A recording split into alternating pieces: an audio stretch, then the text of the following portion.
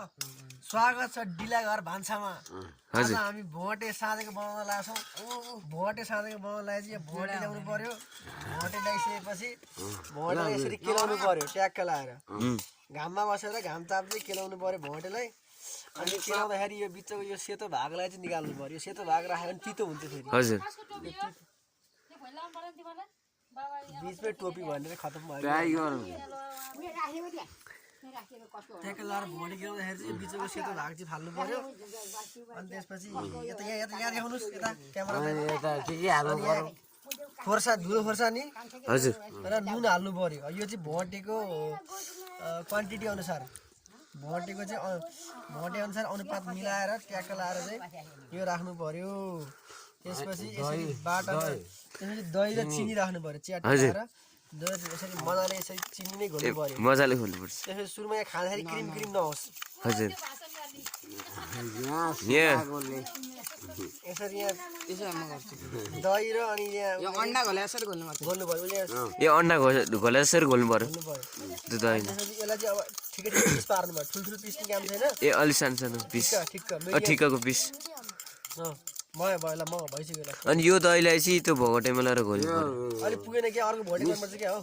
पर्दैन छोड्दै अहिले हुन्छ यतिकै ठिक छ। ल अनि त्यसपछि अब यो हजुर यो त्यो हाल्दाखेरि चाहिँ अलिकति मिलाएर हाल्नु पर्यो। हजुर हल्का बढी नहोस् थोरै नहोस् ठिक्क मिलाएर हाल्नु पर्यो। यसरी छर्किनु पर्यो के झ्याम्मै एक ठाउँ हाल्ने हजुर होइन घोल्नु पर्यो नि अनि यो हाल्ने चाहिँ यसरी घोल्नु पनि पर्यो। हाल्दै घोल्दै गर्नु पर्यो। ताकि सबै ठाउँमा लागोस् के कुरा बुझ्नुभयो नि तपाईँले। बुझेँ। ए सबै ठाउँमा लाग्ने गरी हाल्नु पर्यो। हजुर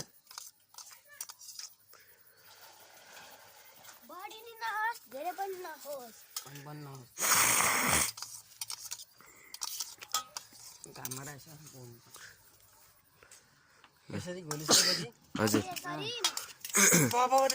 खुडाले हजुर त्यस्तो हल्लाउने मात्र हो। यसरी हल्लाउनु पर्छ। खुड्यो भने त कामै लागेन नि। त्यसपछि ट्याक्क लाएर यो ठुलो पिस भयो। अनि त्यहाँबाट दही र उ हाल्ने दही त्यसपछि पख यहाँ अझ यो सबै हाल्ने हो। ए गेडा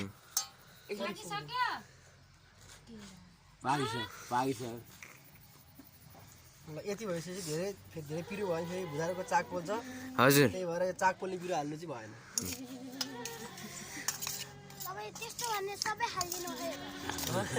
चाक पोले हजुर चाक पोले पिरो चाहिँ हाल्नु भएन। बुढो जन्मिने साथ बुढो भयो ए बेलुका कान्छ हैट तेरिका। तर जन्मिने साथ बुढो भयो छैन दाँत छैन त अगाडि अब यसलाई यसरी घोलेर हाल्नु पर्यो। ए काम त्यो हाल्दिन्छ मोल्ने हैट तेरिका गरेर तर्सिनु भएन। त्यसरी दही हाल्नु पर्यो। ल अब अर्कोचोटि लागेपछि अब यसलाई यसरी गर्नु पर्यो।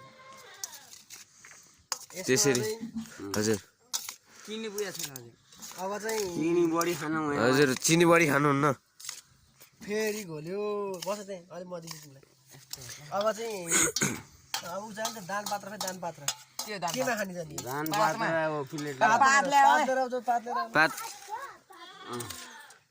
अलि ठुल तल त्यहाँ ऊ करकलो थियो नि प्लेट कति मार्नु थियो अस्ति ऐना गएर करकलो थियो नि यहाँ करकलो के हो गर्दैन ठुल्ठुलो पात भएको थियो नि यहाँ ठुल्ठुलो यहाँ त मुन्तिर मुचको बत्तामा जब इन्सान लिएर आउँछ जानुस् ब्लग कर्केलाको पात लिन गइरहेको छु। हजुर गएँ।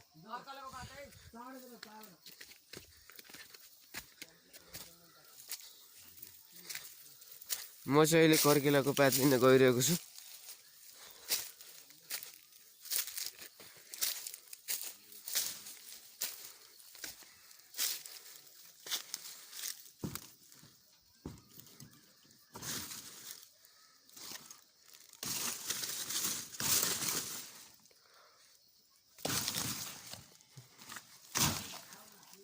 कर्केलाको पात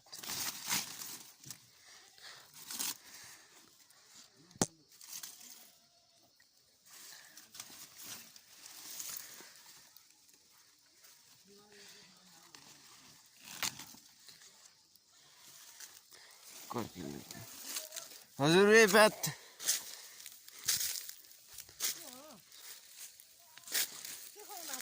पात ओहो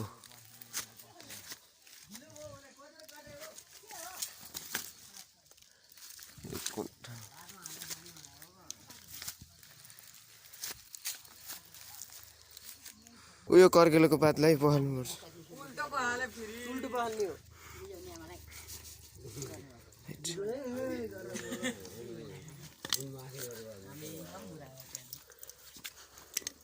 भयो भयो भयो ल ल इन्साना बस्ने अब खाने बेला भयो